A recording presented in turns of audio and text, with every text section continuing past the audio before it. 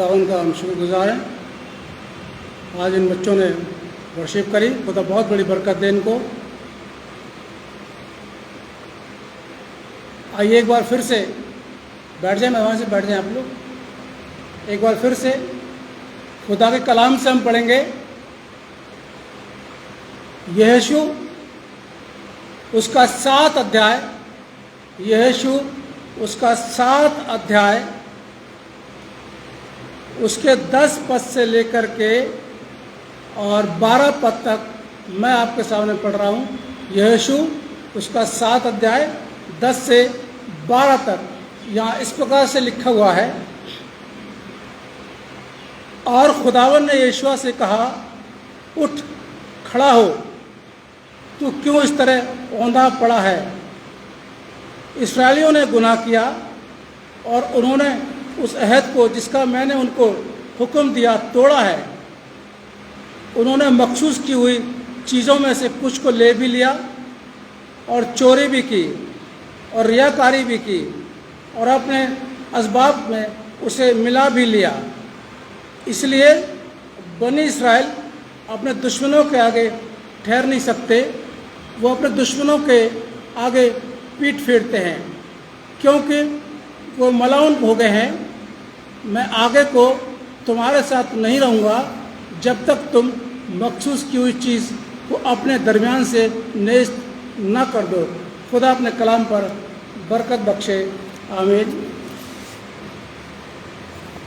आज का जो विषय है वो है, हम जो गुनाह करते हैं, हम जो बुराई करते हैं, हमारे गुनाह हमारी बुराइयों से दूसरों को नुकसान पहुंचता है। कभी महसूस किया है? शायद नहीं किया, लेकिन पहुंचता है। हमारी अपनी गलतियां, हमारी अपनी कमियां जब हम करते हैं तो दूसरों को भी नुकसान पहुंचता है।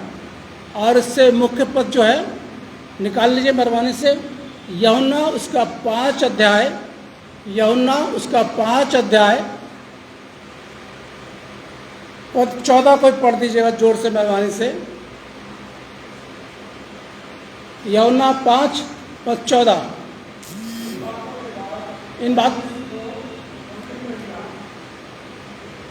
इन बातों के बाद यीशु को मंदिर में मिला। आगे यीशु ने उससे कहा, देख तू चंगा हो गया है और फिर से पाप मत करना। बैठिए प्लीज, थैंक यू भाई। देख तू चंगा हो गया है और फिर से पाप मत करना। आइए दुआ करें। खुदावन इस समय आपके कलाम का मनन करने जा रहे हैं और ये बहुत ज़रूरी है कि आपका ज्ञान, आपकी बुद्धि और आपकी समझ हमको मिले।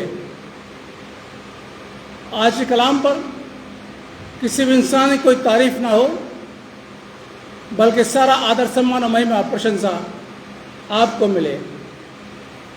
खुदावन यीशु मसीह के नाम से मांगते हैं, आमीन।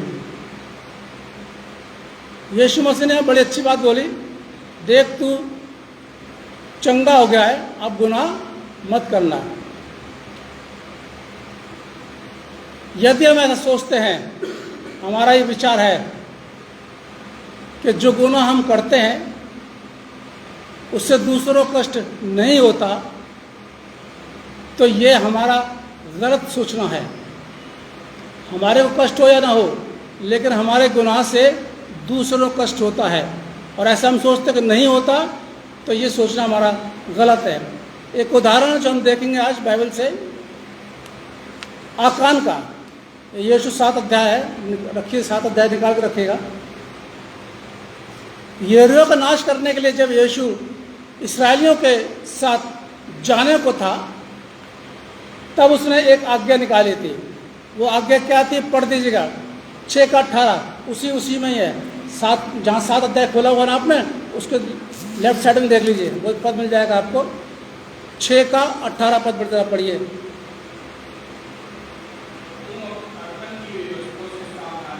और तुम अर्पण की हुई वस्तुओं से सावधानी से अपने आप को अलग रखो। ऐसा ना हो कि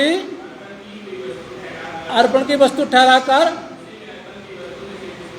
बाद में उसी अर्पण की वस्तु में से कुछ ले लो। और इस प्रकार इसराइली छावनी को व्यस्त करके उसे कष्ट में डाल दो। ये यीशु ने आज्ञा दी थी लोगों को कि तुम जा रहे हो उस नगर में, उस नगर की जो मखसूस की हुई वस्तुएं हैं, चीज़ें हैं, उनमें से कुछ भी मत लेना। ये बात क्लियर हो जाती है कि यीशु ने मना किया और उसके बाद जब मना किया तो उसमें से नहीं लेना चाहिए। आगे हम देखते बाइबल में आकान जो था साथ में, उसने ऐसा नहीं किया, बल्कि आकान ने उन वस्तुओं में से ले लिया। 7 का पहला पद पढ़िए जरा, यीशु निकाल कर रखिए 7 का पहला पद। परंतु इस्राएलियों ने अर्पण की वस्तु के विषय में विश्वासघात किया, अर्थात यहूदा गोत्र का आकान जो जरावंशी जब्दी का पोता और कर्मी का पुत्र था, उसने अर्पण की वस्तुओं में से कुछ ले लिया। इस कारण यहोवा का कोप इस्राएलियों पर भड़का। यानी कि यीशु ने मना किया था कि जहाँ तुम जा रहे हो वो तुमको मखसूस की हुई चीज़ों में से कुछ नहीं लेना, लेकिन आकान ने क्या किया, उन मखसूस की हुई चीज़ों में से कुछ को ले लिया। और लेने के बाद में खुदा को जब मालूम पड़ा तो खुदा का कोप सारे इस्राएली कौम पर भड़का। नुकसान किसका हुआ? गुनाह किसने किया? गुनाह किया आकान ने, और कोप किसने भड़क रहा है? पूरी इस्राएली कौम पर कोप भड़क रहा है। गुनाह कर रहा है एक व्यक्ति, लेकिन पूरी कौम पर खुदा का कहर भड़क रहा है। आकान के इस गुनाह से 36 खानदान मारे गए। पद 5 पढ़िए, 7 का 5। तब एक के रहने वालों ने उनमें से कोई 36 पुरुष मार डाले और अपने फाटक से शबीराम तक उनका पीछा करके उतराई में उनको मारते गए।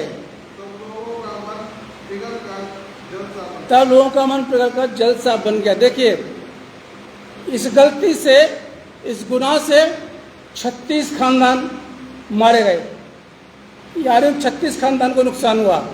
एक व्यक्ति ने गुनाह किया और 36 खानदानों का नुकसान हुआ, और आसपास के जो लोग थे उनका भी नुकसान हुआ। पद 11 और 12 पढ़ेंगे तो इसमें आपको मिल जाएगा। पढ़ दीजिएगा, पद 11 पढ़िए जरा। इस्राएलियों ने पाप किया है और जो वाचा मैंने उनसे अपने साथ बनाई थी उसको उन्होंने तोड़ दिया।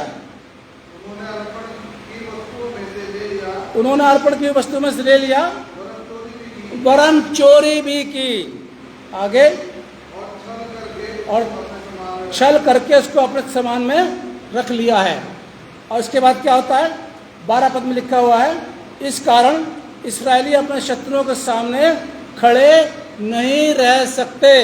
ये खुदा का गुस्सा भड़का इस्राएली कौम पर और बोल दिया कि जो दुश्मन है तुम्हारे, उनके सामना तुम नहीं कर पाओगे, क्योंकि तुम्हारी गलती ये थी कि अर्पण की वस्तु तुमने ली और उसको अपने उसमें मिला लिया, इसलिए खुदा का गुस्सा भड़का। आकान की गलती थी, आकान ने गुनाह किया था, आकान ने वो वस्तुओं को लिया था, सारे इस्राएली कौम ने नहीं लिया था, लेकिन एक व्यक्ति की वजह से खुदा का गुस्सा सारे जाति पर भड़क उठा। इसी तरीके से मुझे और आपको इस बात का बहुत ध्यान रखना है। जब हम गुनाह करते रहेंगे तो हमारी बरकतें रुक जाती हैं। पद 13 पढ़िए इसी का।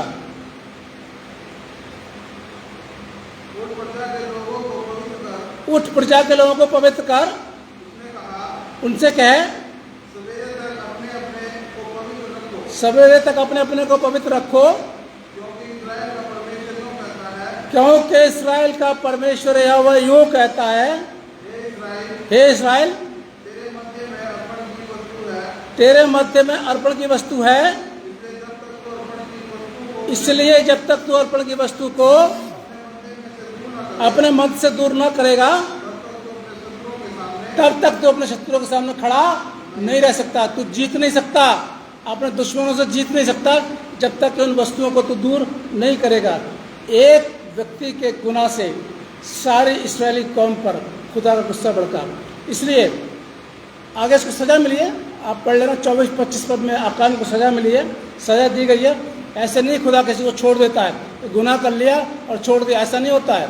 गुनाह करने के बाद में आकान को भी सज़ा मिली, गोत्र के द्वारा बात करते गए तो उसको सज़ा मिली। हमें अपने बीच में से गुनाह को दूर करना है। हमारे बीच में अगर आप देख रहे हैं कोई गुनाह करता है, कोई बुरा करता है, उस व्यक्ति को समझाइए, नहीं समझता है तो उस व्यक्ति से अपनी दूरी बना लीजिए, उस गुनाह को बिल्कुल दूर कीजिए। ऐसा नहीं है कि खुदा नाराज़ हो जाएगा, आप समझाइए, क्योंकि यीशु मसीह भी कहते हैं कि भाई इसको बाहर ले जा, तीन पहले अपने आपस में इसको समझा, अकेले में नहीं मानता है तो कलीसिया के प्राचीनों को ले जा, नहीं मानता है तो गवाहों को ले जा, तब भी नहीं मानता तो इसको फिर तू छोड़ दे, वो तो यीशु मसीह का छोड़ दे। इसलिए पहले समझाइए, भाई तू ये गुनाह कर रहा है, ये खुदा का खौफ तेरे अंदर होना चाहिए, तू खुदा के विरुद्ध गुनाह मत कर, ठीक है। अगर तू खुदा के विरुद्ध गुनाह करेगा तो दंड मिलेगा, और साथ साथ हो सकता है तो खुदा पूरी कलीसिया को दंड दे। इसलिए बेहतर है कि तू हट जा। अगर वो नहीं हटता है तो उससे अपना संबंध अलग कर लीजिए। ऐसा नहीं है कि खुदा नाराज जाएगा। पढ़िए पहला कुरिन्थियों 5 अध्याय जो पढ़ा गया था, निकालिए, क्लियर कर लीजिए इसको। और पद 11, पहला कुरिन्थियों 5 अध्याय पद 11 से आप पढ़िए। और मेरा ये कहना है, पौलुस कह रहा है कुरिन्थी कलीसिया से, और मेरा कहना ये है, यदि कोई भाई कहलाकर व्यभिचारी या लोभी या मूर्ति पूजक या गाली देने वाला या पियक्कड़ या अंधेर करने वाला हो तो उसकी संगति, पियक्कड़ का मतलब क्या होता है? ये पियक्कड़ कौन होते हैं? क्लियर करो, जोर से बोलो। हाँ, शराबी लोग। देख लीजिए, इसमें लिखा हो बाइबल के अंदर। अब आप कह दोगे साहब बाइबल में तो भी लिखा, थोड़ा थोड़ा पी लिया करो।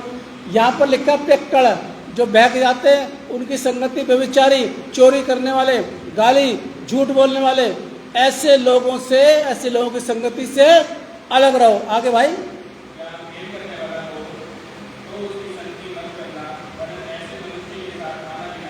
ऐसे मनुष्य के साथ में भोजन भी मत करना, जो ऐसा व्यक्ति आपके चर्च में, आपकी कलीसिया में, आपके आसपास है।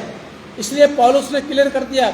यहाँ तो क्या होता है, जो गलत करता है ना, उसका सपोर्ट करते हैं, बाहर ले जाकर सपोर्ट करेंगे, या मेरे पास ऑफिस में आ जाएंगे, अरे सर ऐसा हो गया वैसा। यहाँ मैंने देखा है, जो गलत कर रहा है उसके सपोर्ट में खड़े हो जाते हैं एकदम से, उसका ये नहीं करते कि नहीं तुमने गलत किया। आज तक कोई भी, जो भी यहाँ पर कुछ करता है, कोई नहीं बोलता ऐसा मत करो। लेकिन यहाँ बाइबल क्या बताती है? ऐसे लोगों से दूर रहो और ऐसे लोगों से अपनी संगति को अलग कर लो। इसलिए आकान के गुनाह से सारी इस्राएली कौम को सजा मिली। इसी तरीके से और कलीसिया में कोई एक व्यक्ति गलत करता है तो हो सकता है खुदा का कहर, खुदा का जो गुस्सा है वो सारी कलीसिया पर भड़के। इसलिए ऐसे लोगों को समझाओ और समझाने के बाद उनको अलग कर दो, क्योंकि यीशु ने पहले आज्ञा निकाल दी थी कि देखो तुम वहाँ जा रहे हो और तुमको मखसूस की हुई चीज़ों को नहीं लेना है, पहले बता दिया था। उसके बावजूद भी आकान ने नहीं माना और आकान ने उसमें से कुछ वस्तुओं को ले लिया। आप अच्छी तरह स्टडी कर लेना 7वें अध्याय की, आपको और समझ में आ जाएगा। अच्छी तरह उसको घर पे जाकर पढ़ना, बहुत अच्छा चैप्टर है ये, बहुत कुछ इसमें सीखने को मिलता है। इसलिए हमें गुनाह करने से पहले ये सोचना है कि हमारे गुनाह से बाप अगर गलती करता है तो असर किस पे पड़ता है? जोर से बोलिए जी। पूरे खानदान पर। अगर घर में पापा गलती करते हैं, पापा झूठ बोलते हैं, या पापा चोरी करते हैं, या पापा लड़ाई झगड़ा करते हैं, तो उसका असर किस पर पड़ता है? पूरे खानदान पर। क्या बोला जाता है? अरे भाई इसका बाप तो बहुत बदमाश है, इसका बाप तो बहुत लड़ता है, भैया दूर रहो उससे। किसका नाम हुआ? वो बच्चे से भी दूरी बना ली जाती है। क्यों? क्योंकि खानदान के मुखिया ने गलत किया। इसलिए मेरे अजीजों ध्यान से सुनिए, गलती करने से पहले 100 बार सोच लीजिए कि हमारी गलती से, हमारे गुनाह से दूसरों को कष्ट तो नहीं होगा, और दूसरों को कष्ट होता है। चर्च के अंदर मेंबरों का ध्यान से सुनिए, अगर आप कोई गलत करते हैं तो सोच लीजिए कि कहीं इससे गलत इफेक्ट तो नहीं पड़ेगा, कोई गलत मैसेज तो नहीं जाएगा। इसलिए गलती ना करें, गुनाह ना करें। मसीह समाज को गंभीरता से देखना है, इस बात को मसीह समाज के लोगों को गंभीरता से बहुत सोचना है। इसको ऊपर ऊपर में नहीं, लेकिन इसको बड़ी सीरियसली लेना है। और इसकी पाकिज़गी की जो हमें मिली है, पाकिज़गी पवित्रता हमारे पास है, उसकी हिफाजत करनी है। यदि ऐसा करेंगे तो कलीसिया और ख़ानदान का रूहानी, फिर से ध्यान सुनिए, अगर जो पाकिज़गी पवित्रता हमको मिली है, जो हमारे पास पवित्रता है, उसकी अगर हम हिफाजत करेंगे, जब यीशु मसीह में विश्वास करते हैं, पवित्र आत्मा का जब पवित्र आत्मा की सामर्थ्य हमारे ऊपर आती है, तो क्या हो जाते हैं हम? क्या हो जाते हैं? कोई बता सकता है? पवित्र हो जाते हैं। हम पवित्र हो जाते हैं, वो पवित्रता का दान हमको मिल जाता है।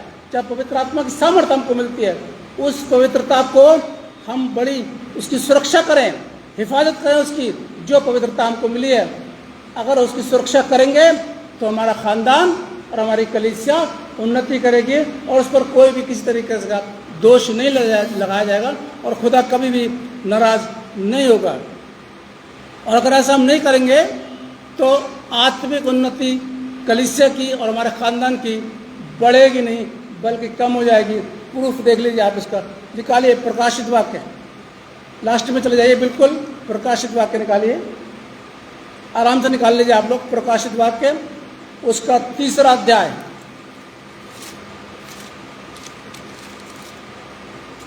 प्रकाशित वाक्य उसका 3रा अध्याय, और उसका जरा 3रा पद पढ़िए जोर से। प्रकाशित वाक्य 3रा अध्याय पद 3, इसलिए याद कर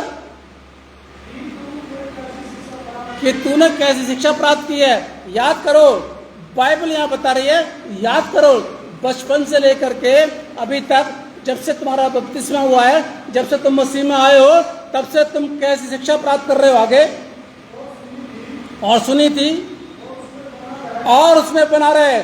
जो शिक्षा, जो नसीहत बचपन से तुम्हारे माता पिता ने, तुम्हारे पास्टरों ने, चर्च में जो तुमको मिली है उस और सुनी है, उसमें क्या करो? बने रहो आगे। और मन फिरा, यदि तू जागृत ना रहेगा तो मैं चोर के समान आ जाऊंगा और तू कदापि ना जान सकेगा कि मैं किस घड़ी तुझ पर आ पड़ूंगा। यीशु मसीह का आना जरूरी है। यीशु मसीह आएंगे और आते ही एकदम से न्याय करना शुरू कर देंगे। इसको मसीह समाज के लोग, कुछ मसीह समाज के लोग गंभीरता से नहीं लेते, क्योंकि उनके पास ज्ञान नहीं है, क्योंकि पुलपिट से क्या बोला जाता है उनका ध्यान नहीं है। वो चर्च में तो आ जाते हैं, पर उन्हें, मैंने बताया ना, आराधना से कोई मतलब नहीं है, वो तो अपने में लगे रहते हैं। इसलिए खुदा का कलाम यहाँ पर ये कह रहा है, तुमने जो बपतिस्मा ले लिया, मसीह में आ गए हो, तो जो शिक्षा तुमने प्राप्त करी है और जो तुम सुनते हो, बाइबल से वचन से सुनते हो, उसको पकड़े रहो, उससे बने रहो। कहीं ऐसा ना हो कि मैं अचानक से आ जाऊं चोर के समान और तुमको फिर दर्द करते हुए पकड़ लूं और फिर तुमको कोई बचा नहीं पाएगा। इसलिए मेरे अजीजों, कलीसिया की उन्नति चाहते हैं, अपने ख़ानदान की उन्नति चाहते हैं, जो पाकीज़गी हमको मिली है, जो खुदा की तरफ से हमको मिला है, उसकी हिफाजत करें। और जो कलाम से हम पढ़ते हैं, सुनते हैं, जो नसीहत सीखते हैं, उसको पकड़ के रखें। कहीं ऐसा ना हो कि यीशु मसीह के आने के बाद में हमारा भी सत्यानाश हो जाए, जैसे कि इस्राएली कौम के ऊपर खुदा का कोप भड़काता है। इसलिए ये सोचना बंद कर दें कि मेरा गुनाह सिर्फ मुझे ही दुख पहुंचाता है। ये मसीह समाज के लोग सोचना बंद कर दीजिए, अरे मैंने गुनाह किया है, सज़ा मुझको ही मिलेगी, मेरे को, ऐसा सोचना बंद कर दें। आपके ख़ानदान को भी, आपके चर्च को भी उसकी सज़ा मिल सकती है। ऐसा सोचना बिल्कुल बंद करें।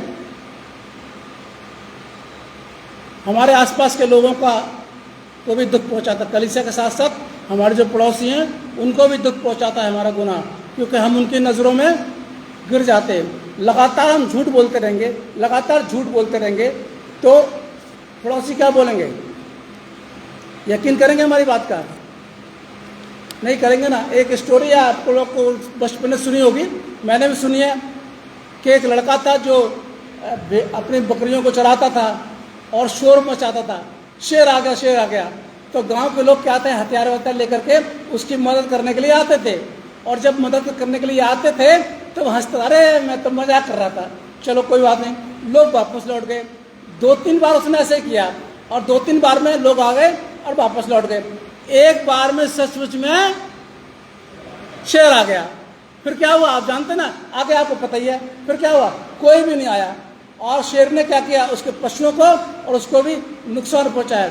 इसलिए भाई नुकसान होता है, ज़्यादा झूठ फरेब की ज़िंदगी ना जिए तो ज़्यादा अच्छा है, क्योंकि हम मसीह में आ गए हैं। झूठ बोलना झूठ बोलना झूठ बोलना छोड़ दें, दूसरे को बदनाम करना छोड़ दें, दूसरे के लिए क्या बोल रहे हैं, कैसे बोल रहे हैं, बोलना छोड़ दें। पहले समझें उसको कि व्यक्ति कैसा है, आपका पड़ोसी आपके साथ में कैसा है, आपके कलीसिया का लोग आपके साथ में कैसा है, आपके चर्च में जो लोग आते हैं वो कैसे हैं, वो अच्छे हैं नहीं है, बुरे हैं, या उनके लिए किसी ने सुना, अरे आपको नहीं पता वो ऐसा कर, अच्छा ऐसा है वो, और एकदम से उसका आगे मैसेज भेज दिया वो तो बहुत बुरा है। अरे भाई पहले उससे पूछ लो कि वो बुरा है भी कि नहीं है, बाद में पता चलती है तो पता चलता है कि उसने तो वो काम करा ही नहीं है और उसको बेचारे को बेकार बदनाम कर दिया जाता है। कितना दुख होता है उसको भी और उसके खानदान को भी। हमारी एक गलती से, हमारे एक गुनाह से हमें तो नुकसान होता है, साथ में हमारे खानदान को भी और हमारी कलीसिया को भी नुकसान होता है। इसलिए सोच समझ के हम गुनाह करें और याद रखें यीशु ने अपनी जान देकर हमें गुनाह से छुटकारा दिया है। यीशु मसीह ने अपनी जान देकर हमारे गुनाहों से छुटकारा दे दिया है। हम गुनहगार नहीं है जब हम यीशु में विश्वास करते तो, क्योंकि सारे गुनाह उसने अपने ऊपर ले लिए।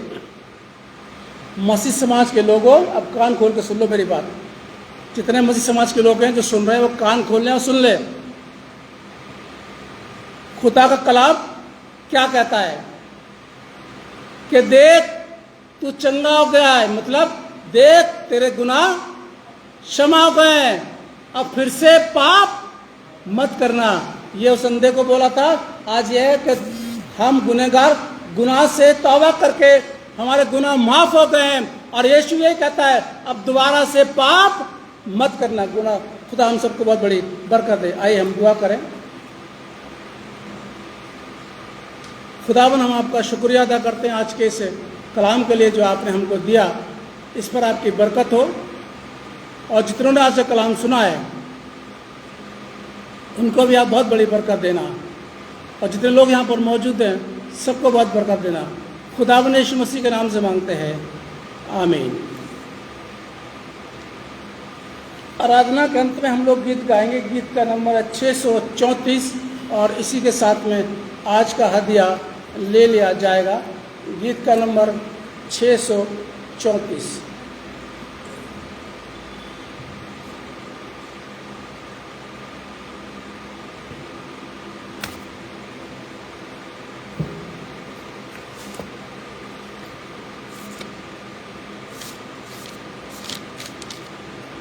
जमात पैरवान से खड़ी हो जाएगी।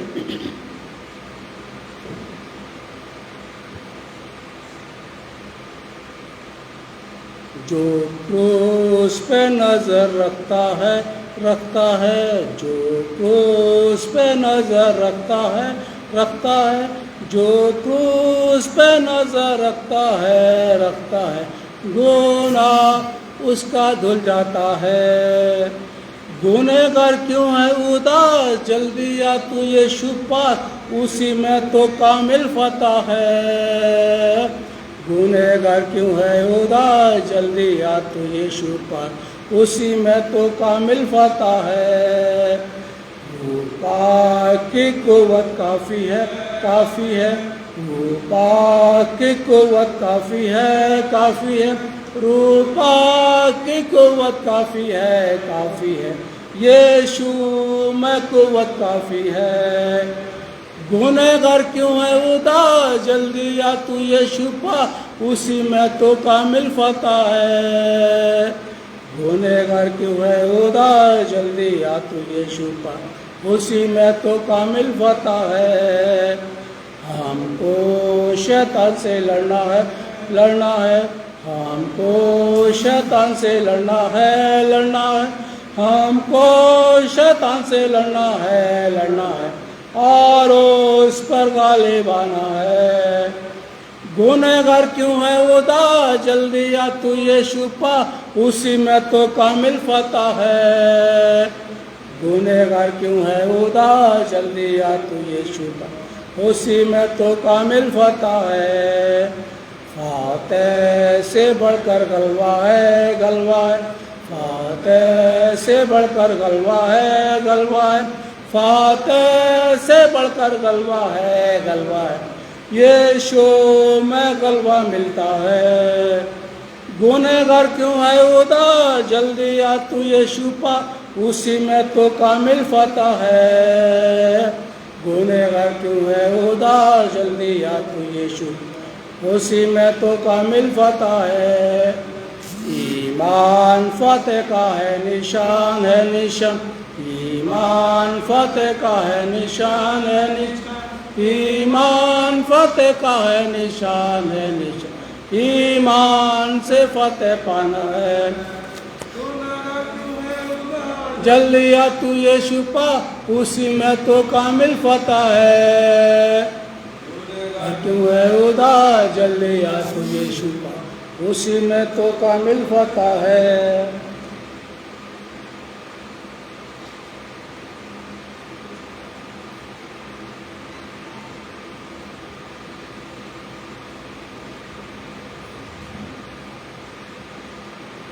ये दुआ मांगे।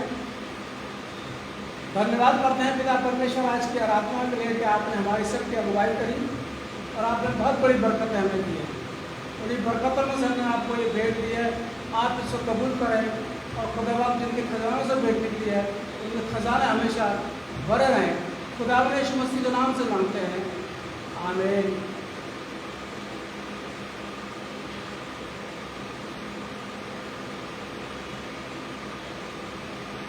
तू मेरे दिल का है अज़ीज़, या मसीह, या मसीह, या मसीह। तुझ पे नहीं है कोई चीज़, या मसीह, या मसीह, या मसीह। तू मेरे दिल का है अज़ीज़, या मसीह, या मसीह, या मसीह। मुझ में नहीं है कोई चीज़, या मसीह, या मसीह, या मसीह। अब हमारे खुदावंद यीशु मसीह का फजल, खुदा बाप की मोहब्बत, पाक की रफ़ाक़त और शफ़क़त तब से लेकर के सब विश्वासियों के साथ और आए सभी लोगों के साथ हमेशा तक बने रहे, आमीन, आमीन,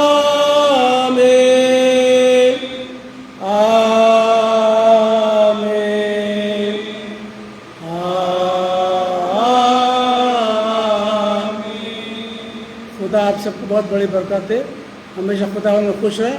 और खुदा ने अगर ज़िंदगी दी तो अगले संडे फिर मिलेंगे, तब तक के लिए खुदा हाफिज़।